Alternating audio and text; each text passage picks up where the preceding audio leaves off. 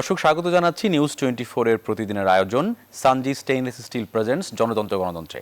আপনাদের সঙ্গে আজকের পর্বে আছি আমি আশিকুর রহমান শ্রাবণ। আমরা কথা বলতে চাই বিজয়ের 50 বছর এবং ভূ রাজনীতি এই প্রেক্ষাপট এবং এই বিষয় নিয়ে আমরা কথা বলবো। আপনারা নিশ্চয়ই অনেকেই জানেন এবং প্রায় সবাই জানেন যে আসলে মার্কিন যুক্তরাষ্ট্র, বাংলাদেশ, চীন, ভারত এই সবকিছু মিলিয়ে আসলে এক ধরনের জিও পলিটিক্যাল ইকোনমিক্যাল একটা ধরনের রাজনীতি হচ্ছে বলে অনেকে ব্যাখ্যা করছেন। এবং সম্প্রতি মার্কিন যুক্তরাষ্ট্রের পক্ষ থেকে আমাদের র্যাবের এলিট ফোর্সের কয়েকজন কর্মকর্তা এবং তার পাশাপাশি আরও কিছু বিষয়ে তারা আসলে মানবাধিকারের প্রশ্ন তুলে নিষেধাজ্ঞা জারি করেছে এবং এই সমস্ত বিষয় নিয়ে আসলে কথা বলতে চাই এবং তার সঙ্গে আলোচনা থাকবে আসলে আমাদের বিজয়ের 50 বছর এবং কেন আসলে বাংলাদেশ এরকম গুরুত্বপূর্ণ হয়ে উঠছে, আসলে এর মধ্যে কোন আলোচনা আনতে পারে বা কোন আলোচনা আসতে পারে সেই প্রসঙ্গ নিয়ে আপনাদের সাথে কথা বলতে চাই। আমাদের সঙ্গে যারা যুক্ত আছেন তাদের সঙ্গে প্রথমে আপনাদেরকে আমরা পরিচয় করাতে চাই। আমাদের সঙ্গে যুক্ত আছেন বিচারপতি শামসুদ্দিন চৌধুরী মানিক, সুপ্রিম কোর্টের আপিল বিভাগের অবসরপ্রাপ্ত বিচারপতি। আপনাকে স্বাগত জানাচ্ছি। আমাদের সঙ্গে আরও যুক্ত আছেন মেজর জেনারেল অবসরপ্রাপ্ত আব্দুর রশিদ, নিরাপত্তা বিশ্লেষক। আপনাকেও স্বাগত জানাচ্ছি। এবং আমাদের সঙ্গে সিলেট থেকে যুক্ত আছেন জনাব মোফাজ্জল করিম, সাবেক সচিব এবং রাষ্ট্রদূত। আপনাকেও স্বাগত জানাচ্ছি।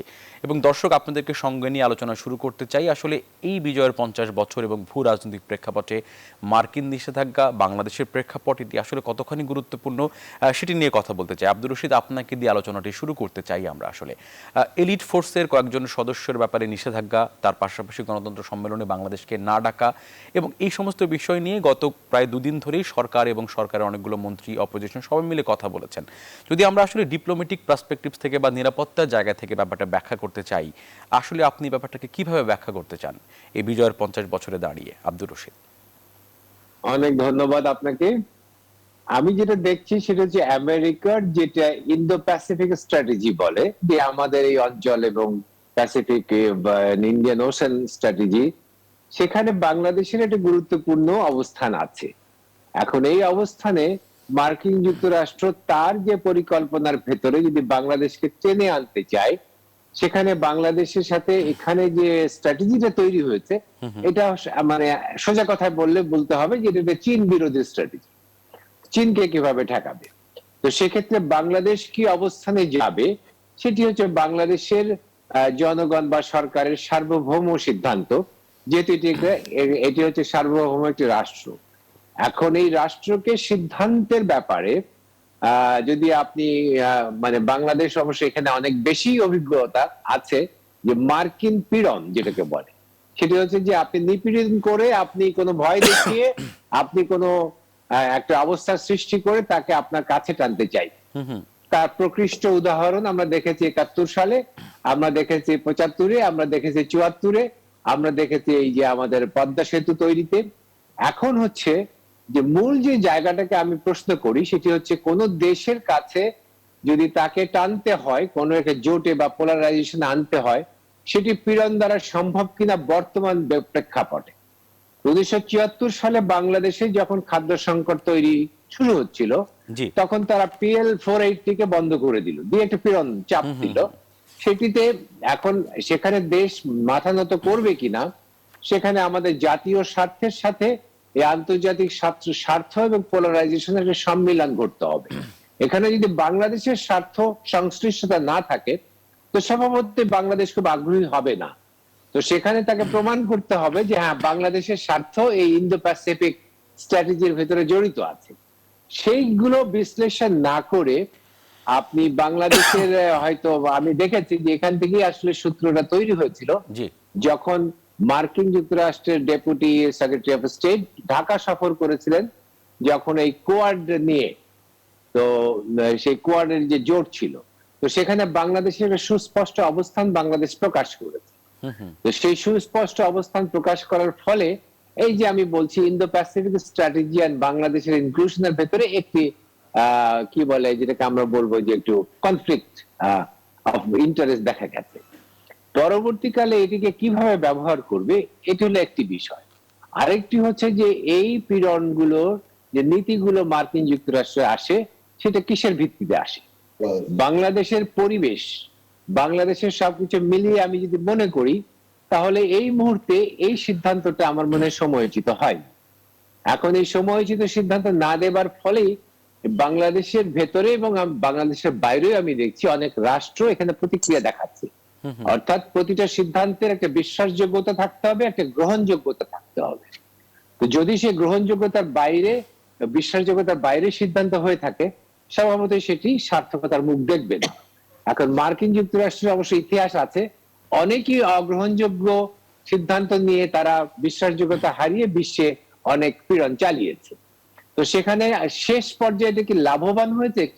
কেউই হয়তো হয়নি। আপনি ইরাকে হয়নি, সিরিয়াতে হয়নি, আফগানিস্তানেও তাদের একটা বড় ধরনের বিপর্যয় ঘটেছে।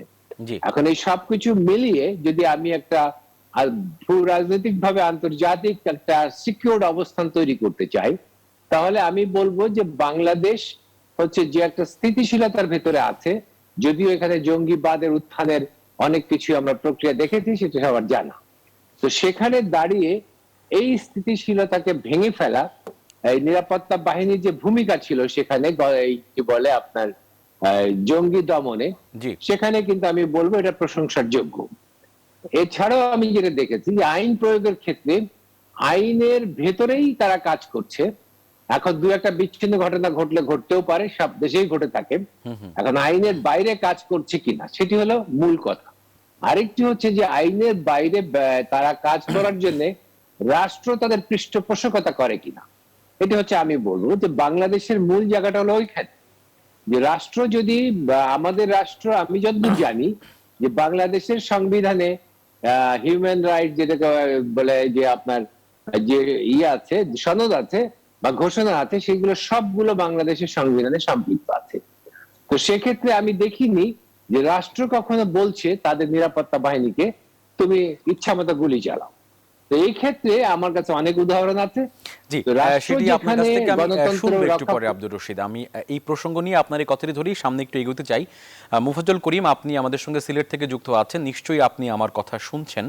আমরা যদি আসলে এই প্রশ্নটি উত্থাপন করি যে মার্কিন যুক্তরাষ্ট্র যে চোখে বা যে নীতিতে বাংলাদেশের ব্যাপারে অবস্থান নিল, সেই একই ঘটনা মিয়ানমারেও ঘটছে, সেখানে তাদের ভিন্ন নীতি কেন? এখানে কি আমরা ধরেই নিব আব্দুর রশিদ যেটা বললেন যে আসলে চীন বিরোধী নীতি এবং ভারত এবং চীনের সঙ্গে বাংলাদেশের যে ব্যালান্সিং আসলে পররাষ্ট্রনীতি, সেই জায়গাটি আসলে এই সিদ্ধান্তের পরে কোনো প্রশ্ন তৈরি হবে কিনা, কোনো বাক বদল হবে কিনা, আপনার ব্যাখ্যা কি আছে মুফাজ্জল করিম?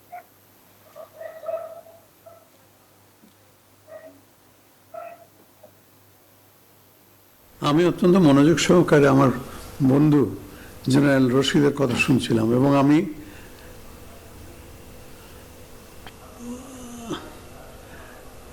মোটামুটি তার সঙ্গে একমত, তার সব কটা মন্তব্যের সঙ্গে। দেখুন, হঠাৎ করে মার্কিন যুক্তরাষ্ট্র আমার মনে হয় একটা বড় চমক দিয়েছে আমাদেরকে। এটা চমক সৃষ্টি করেছে এই অর্থে, বাংলাদেশের সঙ্গে মার্কিন যুক্তরাষ্ট্রের সম্পর্কে কোনো রকমের কোনো ধরনের বৈরী আচরণ কেউ বলতে পারবে না প্রদর্শন করা হয়েছে।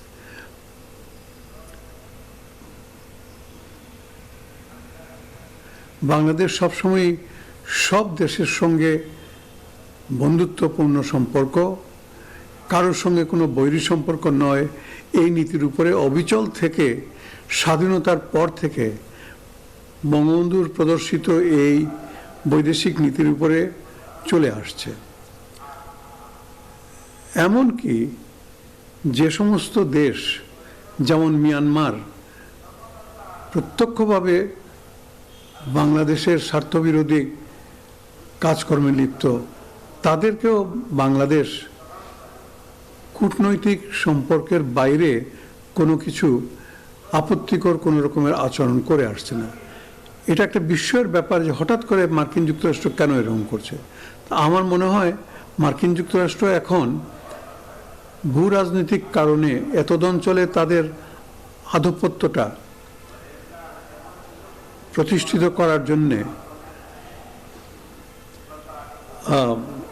করার জন্য তারা যে করে হোক, যেভাবে হোক, সবাইকে একটু আপাত দৃষ্টিতে দমন করার মতো একটা ভাব, সবাইকে মনে করে যে একটু মনে করে যেন একটু আর্ম টুইস্টিং যেটাকে বলে, করলে পরে হয়তো কাজে লাগবে। কিন্তু এটা তারা ভুল করছে। তাদের মনের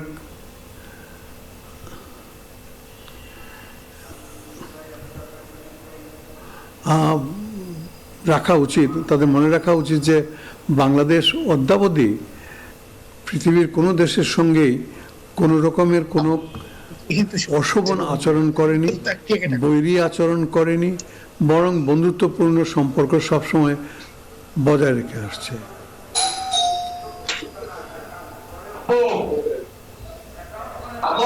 সেই কারণেই আমি বলবো যে এটা মার্কিন যুক্তরাষ্ট্রে হঠাৎ করে এই ধরনের একটা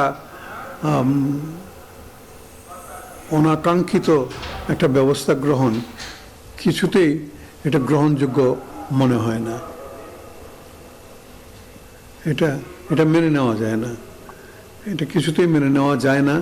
এবং সেই কারণে এটা বাংলাদেশ আমার মনে হয় এই ধরনের কোনরূপ ভ্রুকুটিতে বাংলাদেশ যে কাবু হয়ে যাবে এটা মনে করার কোনো কারণ নেই। বাংলাদেশ একটি স্বাধীন সার্বভৌম দেশ এবং এই দেশটি স্বাধীন হয়েছে এক সাগর রক্তের বিনিময়ে। তখন মার্কিন যুক্তরাষ্ট্র কতিপয় রাষ্ট্র যারা বাংলাদেশের স্বাধীনতার বিরোধিতা করেছিল বরং পাকিস্তানের সঙ্গে সহায়ক ভূমিকা পালন করেছে, মার্কিন যুক্তরাষ্ট্র ছিল তেমনি একটা দেশ। এবং অত্যন্ত দুঃখের বিষয়, আজকে যদিও মার্কিন যুক্তরাষ্ট্র আমাদের স্বাধীনতার পর থেকে এখন পর্যন্ত এমন কিছু এখনকার মতো এই ধরনের আচরণ কখনো আর করেনি, আগে কখনো করতে দেখা যায়নি। আমরা সেই জন্য বিস্মিত না হয়ে পারি না যে এমন করে তারা হঠাৎ করে এখন যে এটা করলো। এবং এটার মধ্যে একটি মাত্র কারণই হচ্ছে যাতে এই অঞ্চলে যেখানে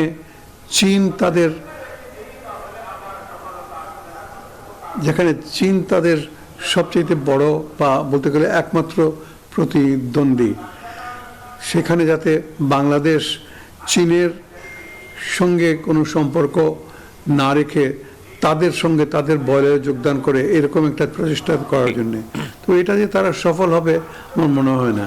আমরাও সেই একই প্রত্যাশাই করি, একই কথাই বলছি, তারা সফল হবে কি হবে না সেটি নিয়ে আমরা কথা বলবো একটু পরে। আমাদের সঙ্গে বিচারপতি মানিক যুক্ত ছিলেন, তিনি আমাদের সঙ্গে এই মুহূর্তে আছেন কিনা আমি তাকে ঠিক দেখতে পাচ্ছি না আমাদের ফ্রেমে।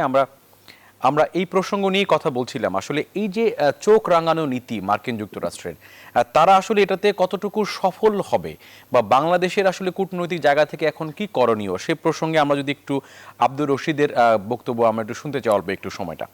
আব্দুর রশিদ।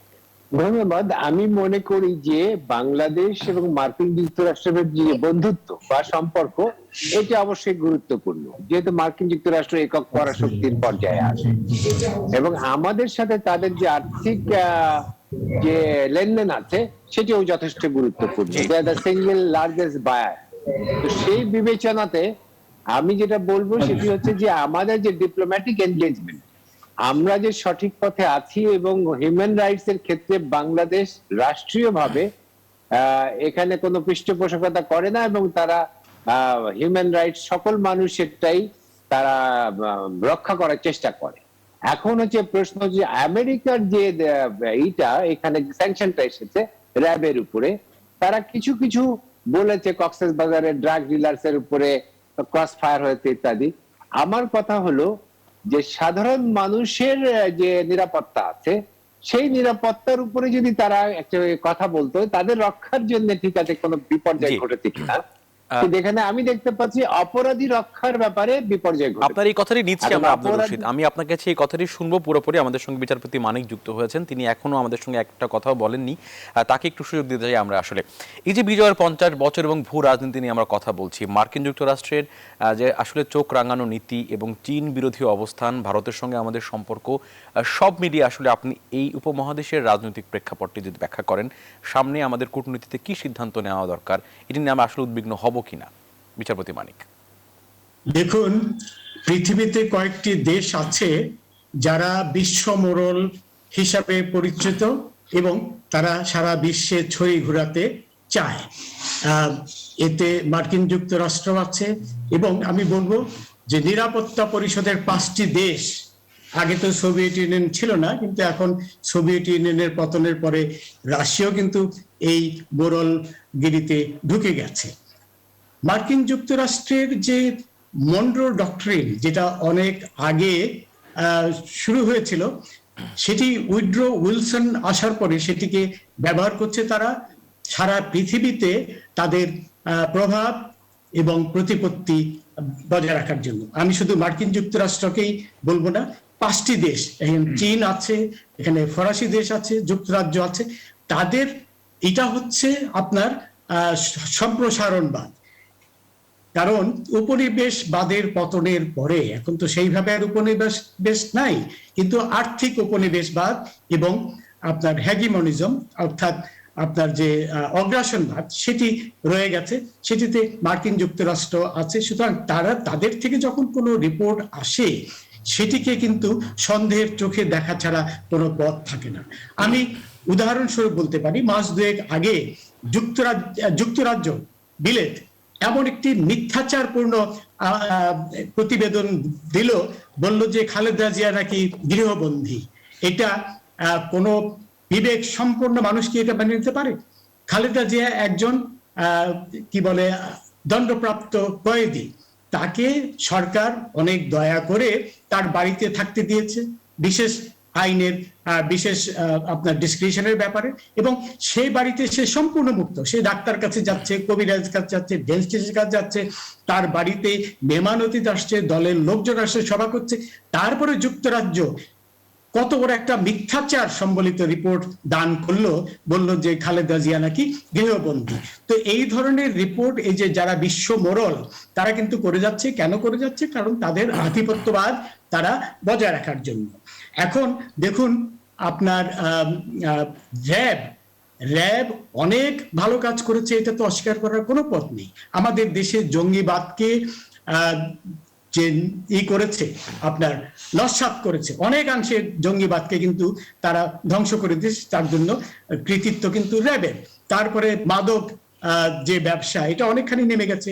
সুন্দরবন এবং বঙ্গোপসাগরে যে জলদস্যু, তাদের অনেকখানি আপনার নিয়ন্ত্রণে আনতে পেরেছে র্যাব।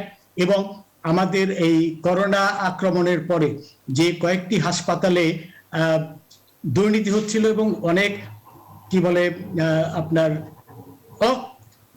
অপ্রিয় কার্যক্রম হচ্ছিল, সেগুলো কিন্তু র্যাব নিয়ন্ত্রণে এনেছে। বিশেষ করে আপনার সেই শাহেদ, তারপর রিজেন্ট হাসপাতাল, সাবরিনা, এগুলো কিন্তু র্যাবই করেছে। এবং সর্বশেষে সুনামগঞ্জে যখন হিন্দুদের উপর আপনার অত্যাচার হলো, তখন 3 দিন পর্যন্ত কিন্তু কেউ কোনো কথা বলেনি। তারপরে র্যাবের মহাপরিচালক সেখানে যাওয়ার পরে সেখানে কার্যক্রম নেওয়া হয়েছে। সুতরাং এবং র্যাবের প্রতি সাধারণ মানুষের কিন্তু অনেক শ্রদ্ধা রয়েছে। 2-4টি, যেটা রশিদ ভাই বললেন, 2-4টি অঘটন তারা ঘটিয়েছে, এটা তো অস্বীকার করার পথ নেই। কিন্তু যখন আপনার এই ধরনের বেআইনি কাজ হয়েছে, তাদের বিচার হয়েছে। নারায়ণগঞ্জের 7 খুনের মামলার যারা অভিযুক্ত তাদের সকলেরই সর্বোচ্চ সাজা হয়েছে। তারপরে লিমনের পা ভেঙে যাওয়ার পরে লিমন ঘটনা যে ঘটিয়েছিল, র্যাবের যে কর্মকর্তা, তার সাজা হয়েছে। লিমনকে আপনার কম্পেনসেশন দেওয়া হয়েছে।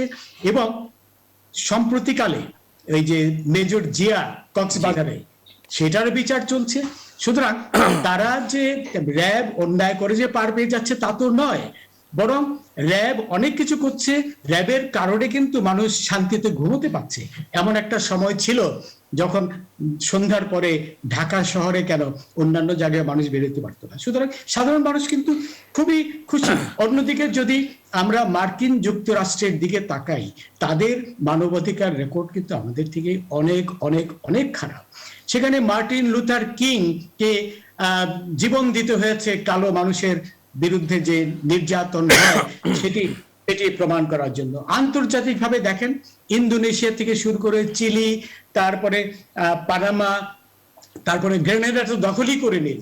ফিডেল ক্যাস্ট্রোর জীবনের উপর কতবার তারা হামলা চালিয়েছে। তাদের সেই মনরো যে ডক্ট্রিন, সেটা তো সেইটা নিয়ে তারা এগুচ্ছে। এখন তারা মোড়লগিরি করতে চায় এবং এতে আমি বিচারপতি মানিক আপনাকে ছোট্ট একটু সম্পর্ক প্রশ্ন করতে চাই আপনার কথার সঙ্গে ভিত্তি করে আসলে, সেটি হচ্ছে যে বাংলাদেশ বিরোধী যে লবিং সারা পৃথিবীতে হচ্ছিল আগে, এখনো যেটি হয়, এটার কি ফলাফল বলবো মার্কিন যুক্তরাষ্ট্র বা যুক্তরাজ্যের সমস্ত বিষয়গুলো?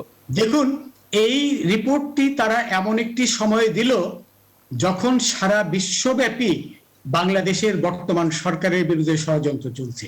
এবং আমি যতটুকু শুনেছি যে লন্ডনে তারেক জিয়ার নেতৃত্বে একটি লবিস্ট ফার্মকে তারা, তারেক জিয়ার তো পয়সার অভাব নেই, তারা অ্যাপয়েন্ট করেছে এবং সেই লবিস্ট ফার্ম গত 2 বছর ধরে চেষ্টা চালাচ্ছিল মার্কিন যুক্তরাষ্ট্র থেকে এমনি একটি নেতিবাচক, একটি নেগেটিভ রিপোর্ট আনার জন্য। এবং তারই শেষ হিসাবে এই রিপোর্টটি এসছে এবং এমন একটি সময় এসছে যখন সারা পৃথিবীতে এই বর্তমান মুক্তিযুদ্ধের পক্ষের সরকারকে উৎখাত করার জন্য ষড়যন্ত্র চলছে। এবং তার 2 মাস আগেই যুক্তরাজ্য বলে দিল একটা মানে চরম মিথ্যাচার যে খালেদা জিয়া নাকি গৃহবন্দী। এই ধরনের কথা বিচারপতি মানিক, বাংলাদেশের যে দূতাবাসগুলো আছে বা বাংলাদেশ সরকারও কি আসলে নিজেদের ব্র্যান্ডিং ঠিক মতো করতে পারেনি, যে কারণে আসলে এই যে যোগ বিয়োগে আমাদের ক্ষেত্রে বিয়োগ ফলটাই আসে বারবার? আসলে কি বলবেন বিচারপতি মানিক? দেখুন, তারা, তাদেরকে তো দোষ দিতেই হবে। এটা তারা যদি আরো বেশি হতো, কি বলে, অ্যাক্টিভ হতো, তাহলে সব হয়তো বা এগুলো করা, কি বলে, রোধ না করলে অন্তত মিটিগেট করা যেত। সুতরাং এই দায়িত্বটা কিন্তু তাদের উপর বর্তায়। সুতরাং তারা তো এর থেকে পেতে পারে, কি বলে, পুরোপুরি যে দায় মুক্ত হতে পারেন না তা কিন্তু নয়। এবং হ্যাঁ, পারে না। এবং এখানে রশিদ ভাই বলেছেন ইন্দো প্যাসিফিকের কথা। ইন্দো প্যাসিফিক তো বাংলাদেশ তো সমর্থন দিয়েই দিয়েছে, কারণ ইন্দো প্যাসিফিক তো আমাদের স্বার্থেই। আমরা তো চাই সমস্ত সাগর উন্মুক্ত থাক, সেখানে চীনের আধিপত্য তো আমরা কেউ পছন্দ করি না। সুতরাং সরকার মহল থেকে, উচ্চ মহল থেকে যেটা বলেছে সেটা তো ঠিক বলেছে। সুতরাং আমি ইন্দো প্যাসিফিকটাকে এর জন্য মনে করি না। তবে মার্কিন আধিপত্যবাদ, পাশ্চাত্যের আধিপত্যবাদ, চীনের আধিপত্যবাদ, এগুলো তো রয়েছে। এবং আমি বলি যে নিরাপত্তা পরিষদের 5টি দেশই সারা পৃথিবীতে ছড়ি ঘুরানোর জন্য ব্যস্ত রয়েছে। আপনার এখানে চীনকেও বাদ দেওয়া যাবে না। চীন নেপালে কি করবে সেটা আমরা দেখেছি। আমরা আপনার এই কথাটির ভিত্তি করে বিরতি নেব। আমরা আসলে এই 5 জন বিশ্বমণ্ডলের আধিপত্যবাদ, বাংলাদেশের 50 বছর এবং ভবিষ্যতের পরিকল্পনা কি হতে পারে সেটি নিয়ে কথা বলবো। বিরতি নিয়ে ফিরে এসে আপনাদের সবাইকে নিয়ে আমরা আবারও আলোচনায় ফিরবো। আমাদের সঙ্গে আপনারা সবাই থাকবেন।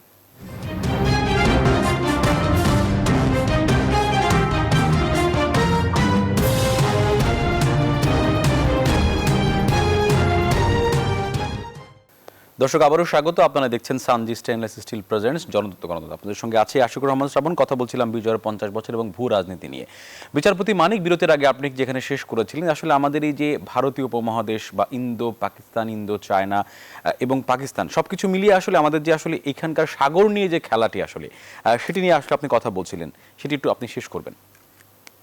দেখুন, উড্রো উইলসন একজন প্রাক্তন মার্কিন রাষ্ট্রপতি, উনি তো প্রকাশ্যেই বলেছেন যে মনরো ডক্ট্রিনকে আমরা বিশ্বে মোরলগিরির চাপানোর চেষ্টা করব। সুতরাং সেটি কিন্তু এখনো মার্কিন পররাষ্ট্রনীতির অংশ। এখন আরেকটি দেশ, উদীয়মান দেশ হলো চীন। এবং চীন মোরলগিরি করবে না যুক্তরাষ্ট্র মোরলগিরি করবে, তাদের মধ্যে দ্বন্দ্ব। দুটোই কিন্তু মোরলগিরি করার জন্য উঠে পড়ে লেগে গেছে। তো আমি যেটা আরো বলছিলাম যে মার্কিন যুক্তরাষ্ট্রের রেকর্ড দেখেন, যখন দ্বিতীয় বিশ্বযুদ্ধ শেষ হওয়ার পথে, তখন হিরোশিমাতে, নাগাসাকিতে অ্যাটম বোম ফেলে তারা 2 লক্ষ নিরীহ মানুষকে হত্যা করলো। এবং অনেক বিবেকবান ব্যক্তি বলেছেন যে এটি কিন্তু তারা করেছিল অ্যাটম বোমার যে ধ্বংসাত্মক শক্তি সেটি দেখার জন্য। 71 সনে আমাদের মুক্তিযুদ্ধকে নস্যাৎ করার জন্য আমেরিকা কি না করেছে। বঙ্গবন্ধু হত্যা যে আমেরিকা ছিল সেটিও তো অত্যন্ত পরিষ্কার। তারপরে আপনার দেখেন, এমনকি নিকারাগুয়া, তারপরে অন্যান্য ফিদেল ক্যাস্ট্রোকে হত্যা করার জন্য কতবার তারা চেষ্টা করেছে। পানামা, অন্যান্য জায়গায় তারা যেভাবে আপনার এই মানবাধিকার লঙ্ঘন করে যাচ্ছে, তাদের নিজের দেশে কৃষ্ণাঙ্গদের অবস্থা কি, তাদের ধরে গলা চিপিয়ে তারপরে হত্যা করা হচ্ছে। তাদের থেকে আমাদের অবস্থান অনেক অনেক ভালো, এটা সারা পৃথিবীর যেও কিন্তু বলবে। এবং আরেকটি ব্যাপার কি জানেন, যে আমাদের দেশের কিছু বিএনপির নেতারা খুব খুশি হয়ে গেল যে আমেরিকা এই কাজটি করেছে। তারা কি ভুলে গেল যে 2002 সনে খালেদা জিয়া অপারেশন ক্লিন হার্টের মাধ্যমে কত শত লোককে হত্যা করেছে, কত শত লোককে মারাত্মকভাবে জখম করেছে, কত শত লোককে গ্রেপ্তার করেছে। তো এইগুলো তো আপনার এগুলো কথা তারা ভুলে গেল, আমরা তো ভুলে যাইনি। সুতরাং মানবাধিকার লঙ্ঘন তো তাদের নেত্রী অনেক বেশি করেছে। আমাদের এখানে যেটা আমি আগেই বললাম, যখনই র্যাব কিছু অন্যায় করেছে তাদের বিচার হয়েছে। এখন দেখুন এই ইন্দো প্যাসিফিকের ব্যাপারে আমাদের অবস্থান কিন্তু এখন স্পষ্ট করে দিয়েছেন আমাদের সরকার। কারণ আন্তর্জাতিক সমুদ্র আইন অনুযায়ী প্রতিটি সমুদ্র সকলের চলার অধিকার আছে। সেখানে যদি চীন যেটা বলার চেষ্টা করছে যে এই দক্ষিণ চীন সাগর তাদের, এটা তো মেনে নেওয়া যায় না।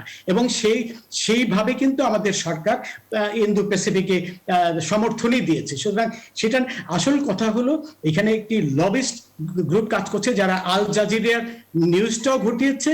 কিন্তু সেখানে আমি আপনার প্রশ্নের উত্তরে আবার আসি যে আমি আমাদের দূতাবাসগুলোকে দোষ দিব না, কিন্তু আমি মনে করি তাদের আরো বেশি অ্যাক্টিভ হওয়ার প্রয়োজন রয়েছে। কারণ এটা হলে হয়তো এই ধরনের ঘটনা ঘটতে পারতো না। তারা যে ইচ্ছা করে এগুলো করছে সে ব্যাপারে কোনো সন্দেহ নাই, কিন্তু তাদের আধিপত্যবাদ, তাদের যে সেই পলিসি সেটা এই করার জন্য। এবং এখানে দেখেন এই যে তালেবান সৃষ্টি করেছে কি? মার্কিন যুক্তরাষ্ট্র করেছে। বিচারপতি মানিক, আমাদের সময় কিন্তু শেষের দিকে। বিচারপতি মানিক, আপনার আচ্ছা আমি আর বলবো না। এখানে রাজাক ভাই রশিদ ভাই আছেন, তারপরে করিম সাহেব আছেন। জি, আপনাকে ধন্যবাদ জানাচ্ছি আমাদের সঙ্গে যুক্ত আলোচনা করার জন্য। আমি বিদায় নিচ্ছি, কিন্তু আপনাকে ধন্যবাদ জানাচ্ছি। আমরা আসলে আপনার এই কথা ধরেই সামনে একটু এগোতে চাই। মোফাজ্জল করিম, আসলে উনি যে কথাটি বললেন বিচারপতি মানিক, সেটি হচ্ছে আসলে আমাদের দেশের মতো দূতাবাসগুলো পৃথিবীর বিভিন্ন দেশে কাজ করে। বাংলাদেশ বিরোধী যে লবিস্ট বা যারা নিয়োগ করেছেন বা নিয়োগকৃত আছেন, তাদের আসলে প্রোপাগান্ডার সঙ্গে আমরা কি পেরে উঠছি না কিনা। আরেকটি বিষয় হচ্ছে আসলে এই যে আমাদের সাগর নিয়ে কথা হচ্ছে, চীন এবং আমেরিকার আধিপত্যবাদ নিয়ে কথা হচ্ছে, বাংলাদেশের এখন আসলে পলিটিক্যাল এবং আসলে এই যে ডিপ্লোম্যাটিক রুল কি হওয়া উচিত, কি মনে করেন আপনি মোফাজ্জল করিম?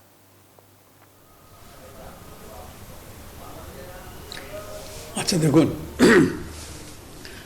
ভূ রাজনৈতিক অবস্থানের দিক দিয়ে বাংলাদেশ এমন একটি জায়গায় অবস্থিত যেটা অত্যন্ত গুরুত্বপূর্ণ।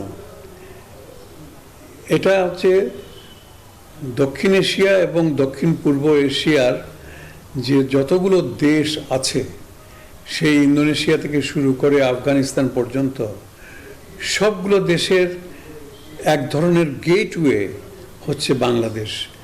এই বাংলাদেশের গুরুত্ব এই জন্য অপরিসীম। সকলেই চাইবে যে বাংলাদেশের সঙ্গে সুসম্পর্ক রাখা এবং বাংলাদেশকে নিজেদের দলে টেনে নিয়ে আসা। এটা অস্বাভাবিক কিছু নয়, করতে চাইবে। তবে সেটা করতে গিয়ে বাংলাদেশকে কোনো ধরনের অন্যায় অভিযোগ করা বাংলাদেশের বিরুদ্ধে বা কোনো ধরনের বাংলাদেশের চরিত্র হরণ করা, এটা আমি কিছুতেই সমর্থনযোগ্য মনে করি না, এবং এটা এত সহজ নয়। একটা জিনিস কি বারবার বলা হচ্ছে যে কথাটা, যে আমাদের মিশনগুলা, এটা মাননীয় জাস্টিস মানিক বলেছেন, মিশনগুলোকে আরও সক্রিয় ভূমিকা পালন করতে হবে। হ্যাঁ, সক্রিয় ভূমিকা সকলকেই পালন করতে হবে। শুধুমাত্র আমাদের মিশনগুলো নয়, আমাদের সরকার, আমাদের রাজনৈতিক দলগুলো, আমাদের বুদ্ধিজীবী মহল, সকলকেই নিজের দেশের স্বার্থে, নিজের দেশের ভাবমূর্তিকে উজ্জ্বল রাখার জন্য কাজ করতে হবে। মিশনগুলোর সম্বন্ধে বলা হয় এই জন্যে, কারণ মিশনগুলো হচ্ছেন গিয়ে প্রতিনিধি বিদেশে। এখন মিশনগুলো যে কি কাজ করছে না করছে তার সামান্য অভিজ্ঞতা আমার আছে একজন সাবেক রাষ্ট্রদূত হিসাবে। আমি এইটুকু খালি বলতে পারি যে এই ধরনের হঠাৎ করে একটা অভিযোগ এসে গেল এবং এটা মিশনগুলো তার জন্য যে কিছুই করছে না, এটা মনে করার কোনো কারণ নাই।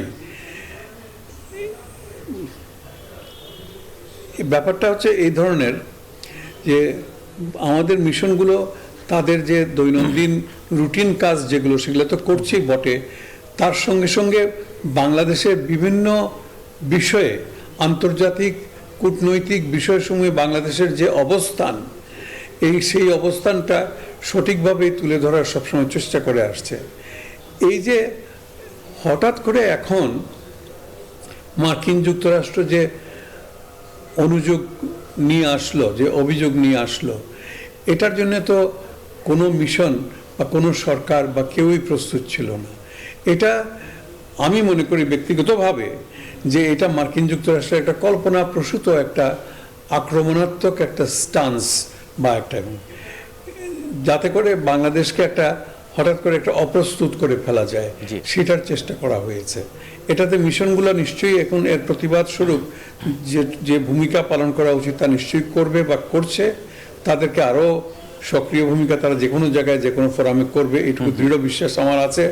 আমাদের দূতাবাসগুলো, আমাদের পররাষ্ট্র মন্ত্রণালয় এখন পর্যন্ত যে ভূমিকা পালন করে আসছে, দেখুন সঙ্গে সঙ্গে কিন্তু মার্কিন যুক্তরাষ্ট্রের যে রাষ্ট্রদূত, তাকে ডেকে নিয়ে আসা হয়েছে এবং তাকে ভালো করে আমাদের মনোভাব জানিয়ে দেওয়া হয়েছে এবং এক ধরনের প্রতিবাদ, বেশ কঠিন ভাষায় প্রতিবাদ করা হয়েছে।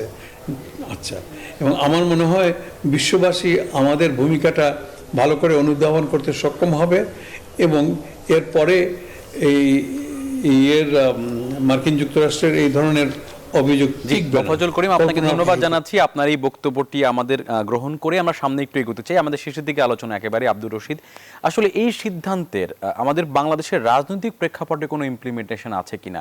অনেকে খুশি হচ্ছেন, অনেকে প্রতিবাদ করছেন, এটি একটি ছোট্ট প্রশ্ন। আর দ্বিতীয় হচ্ছে আসলে আমাদের এই জায়গাটিতে আসলে এখন করণীয় কি হতে পারে? সরকার যা করছে সেটি আপনি একটু ব্যাখ্যা করবেন কিনা আসলে আপনার জায়গা থেকে? আব্দুর রশিদ, আব্দুর রশিদ আপনি একটু আনমিউট করে নিন, আপনাকে শুনতে পাচ্ছি না আমরা।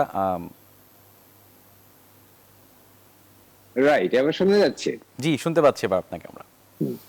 আমি বলছি যে এই যে মার্কিন যুক্তরাষ্ট্রের এই সিদ্ধান্ত থেকে আমি যেটা দেখতে পাচ্ছি, বাংলাদেশের আভ্যন্তরীণ রাজনীতিতে একটা আলোড়ন সৃষ্টি হয়েছে।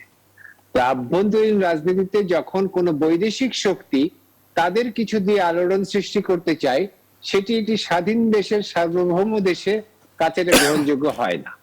এটি তখন হয় যখন আপনার ডিপেন্ডেন্সি থাকে, অর্থাৎ আপনি তার প্রতি কতটুকু নির্ভরশীল। তো আগে যেমন বাংলাদেশের খাদ্য সংকট ছিল, PL480 গম না হলে বাংলাদেশ খেতে পারতো না, সেই অবস্থার ভেতর তো বাংলাদেশ নেই। এখন বাংলাদেশের যে উত্তরোত্তর যে উন্নতি হচ্ছে, তার সাথে সক্ষমতাও বাড়ছে, তার সাথে ওই যে জিও স্ট্র্যাটেজিক পজিশন যেটি আমাদের মোফাজ্জল করিম সাহেব বললেন, সেই কারণে বাংলাদেশকে কতটুকু উঠতে দেবে এটিও সিদ্ধান্ত তারা মনে মনে নিয়ে নেয়।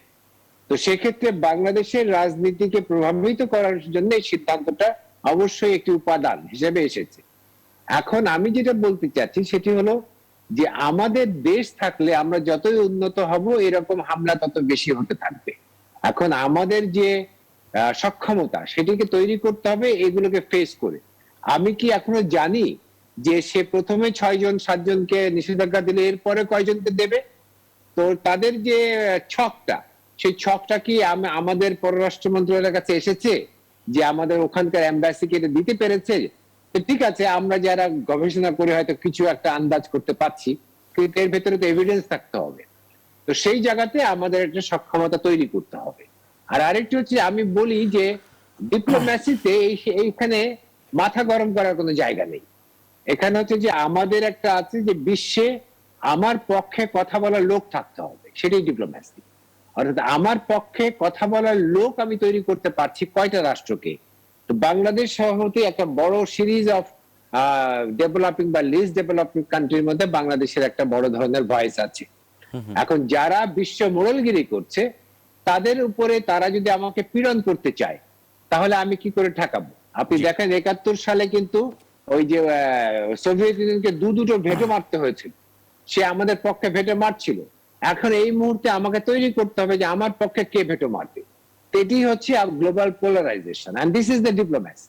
এখন এই জায়গাতে যখন আমি আমার কৌশল তৈরি করব, তখন আমাকে দেখতে হবে যে আমেরিকা আমাকে ভেটো দিয়ে আমাকে নিপীড়ন করতে চাইলে আমাকে কি চায়না এসে আমাকে ভেটো দেবে কিনা, বা রাশিয়া এসে আমাকে সাহায্য করবে কিনা। তো জানেন যে 71 সালে তো তার 7 ফ্লিটের এগেইনস্টে রাশিয়ার সাবমেরিন ফ্লিট আসছিল। জি, তো এরকম পরিবেশটাই হচ্ছে তৈরি করার ক্ষেত্রে আমাকে মাথা ঠান্ডা করে আমাকে কৌশল নির্মাণ করতে হবে। আমরা তো শুধু তাদেরকে মাথা গরম করে আমেরিকা অধম আমি উত্তম, এই প্রতিযোগিতা থাকার কোনো প্রয়োজন নেই। প্রয়োজন হলো ওখানে যেটিকে আমি বলবো যে পজিটিভলি দেখতে হবে যে আমি মোর ডিপ্লোম্যাটিক এনগেজমেন্ট করব, আমি আমেরিকার কাছে চাইতে পারি যে কোন অভিযোগ, স্পেসিফিক অভিযোগের ক্ষেত্রে আপনি এই অফিসারদেরকে এই সিদ্ধান্ত নিলেন, আমরা এগুলো জানতে চাই। জানলে, যদি জানতে চাই এটার মধ্যে যদি সত্যতা থাকে, তাহলে বাংলাদেশ অবশ্যই সেটার উপর রিয়াক্ট করবে। তো এইভাবে আপনাকে একটা গ্রহণযোগ্য করে নিতে হবে। আর স্বভাবতই যত আপনার সম্পর্ক এই বিষয়ে তো তিতা হচ্ছেই, কোনো সন্দেহ নেই। তো এটি থেকে আমরা যত কমিয়ে রাখবো, কারণ হচ্ছে যে আমেরিকার সিদ্ধান্তের সাথে বিশ্বের এই মোড়লদের একটা বড় ধরনের ইউনিটি আছে, পোলারাইজড ইউনিটি। তো আমরা হয়তো ডেভেলপিং নেশনের একটা পোলারাইজড ইউনিটি থাকতে পারি, কিন্তু সেখানে তো আমি ভেটো মারতে পারছি না। জি, আমাদের সময় একেবারে শেষ। আপনি আপনার শেষ বাক্যটি বললে আমরা অনুষ্ঠানটি শেষ করতে চাই আব্দুর রশিদ, 30 সেকেন্ড। আমি চাইবো ফার্দার ডিপ্লোম্যাটিক এনগেজমেন্ট, যাতে হচ্ছে এই বিষয়টা নিয়ে আমরা বিশ্বকে বোঝাতে পারি যে আমেরিকার যে অভিযোগ আছে এটি গ্রহণযোগ্য না এবং এটা বিশ্বাসযোগ্য না। জি, ধন্যবাদ জানাচ্ছি এইভাবে আপনাকে আমাকে এবং তুলে আপনাকে ধরতে সহ মোফাজ্জল করিম এবং বিচারপতি মানিককেও ধন্যবাদ জানাচ্ছি। আজকে শেষ করছি আমরা। কালকে আমাদের আসলে 14 ডিসেম্বর আমাদের শহীদ বুদ্ধিজীবী দিবস, সেই আলোচনা আমাদের সঙ্গে আপনারা থাকবেন সেই প্রত্যাশা রেখে আমরা শেষ করছি আজকের আলোচনা। শুভরাত্রি।